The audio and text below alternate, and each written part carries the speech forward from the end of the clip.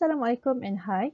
My name is Nur Najwa binti Muhammad Ramadan and I will presenting a BIO320 case study that titled as Hand, Foot and Mouth Disease in Malaysia.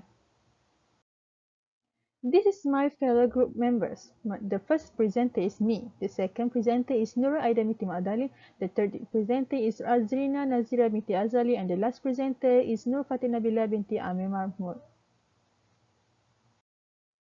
So here we are. Hand, foot, mouth disease is an illness that caused by infection of virus which commonly occur in children less than 10 years of age. It's easily spread from person to person. It is caused by a virus from the piconavirus family which belongs to the enterovirus group. A total of 67 human serotypes consisting of 3 poliovirus serotypes, 23 Coxsackie A serotypes, 6 Coxsackie B serotypes, 31 echovirus serotypes, and enterovirus 68 to 71. Coxsackie virus in A16 and enterovirus 71 cause the bulk of infections among these enterovirus families. This is the Hfmd cases that had record in Malaysia. So, in 1997, the first documented outbreak of Hfmd in Malaysia was reported in April 1, 1997, while the total number of cases that reported on August 14, 2018 is rise to 51,000 cases, and a total case that have been reported from the beginning of the year until May 28 is 65,535 cases. So that's all from me. I pass it to the second presenter. Hi, my name is Hfmd. So I will continue this presentation with how Hfmd is spread, which is hand, foot, and mouth disease is spread. So the first one is by touching an infected person. Next is by respiratory droplets, fluid from blister, and also touching any object or surface. So Hfmd can happen when touching an infected person.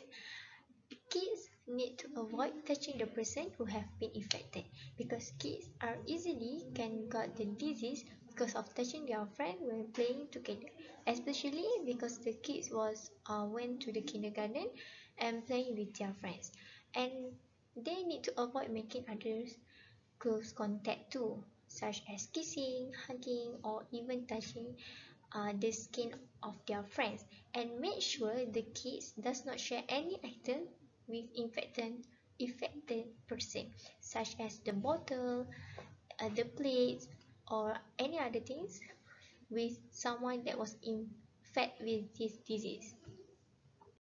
Next is the respiratory droplets. So the virus will spread rapidly when in the air because we are breathing with the same air. So it will easily happen when the infected person was coughing, sneezing, or drool on. So for those the kids that was not infected by this HFND, they need to be not too close with the person that was infected with HFND. And if an infected person was coughing without cover with hand, it can spread the virus directly to others. And some of the children or and some of the children may have difficulty in breathing, and also will HFND will bother the respiratory system too. So if the kids does not infect with this HFND, they need to avoid for they need to avoid from being too close with the infected person. Other than that is fluids from blister. Blister is a small pocket of body fluid which is lymph, serum, plasma, blood, or pus within the upper layers of the skin. It can spread quickly if someone touches the blister area. I mean, when someone touches the blister area that contains food, it also can spread this hand, foot, and mouth disease. And kids will easily feel uncomfortable and itchy on the skin when they are infected with this hand, foot, and mouth disease. We need to keep the children at home until all the fluid in their blister are dry, because this fluid from blister will also give an bad effect to the others kids. So last but not least is touching any objects or surface. So the objects or surface is mostly contain virus among them that invisible to see with our naked eyes, and some of the virus can live in the surface for several days. And for example, when the kids are touching eyes, mouth, and also touching the toys, they are also can get the virus easily. And all the objects are not 100% clean and safe from any bacteria, so the parents need to make sure the object or surface was safe, and it can and they can use any household bleach and water to make sure the objects and surface was safe for their children. So that's all from me. Thank you. Assalamualaikum warahmatullahi wabarakatuh. My name is Azina Nazira binti Azali. So I will explain about the symptoms of Hfmd. Hand, foot, and mouth disease may cause all of the following signs and symptoms or just some of them. They include fever, sore throat, feeling unwell, painful, red, blister-like lesions on the tongue, gums, and inside of the cheeks. And then a red rash without itching but sometimes with blistering on the palms, sores, and sometimes the buttocks. Irritability in infants and toddlers, and also loss of appetite. The usual period from initial infection to the onset of signs and symptoms is 3 to 6 days. A fever is often the first signs of hand, foot, and mouth disease, followed by a sore throat and sometimes a poor appetite and feeling unwell. 1 or 2 days after the fever begins, painful sores may develop in the front of the mouth or throat. A rash on the hands and feet and possibly on the buttocks can follow within 1 or 2 days.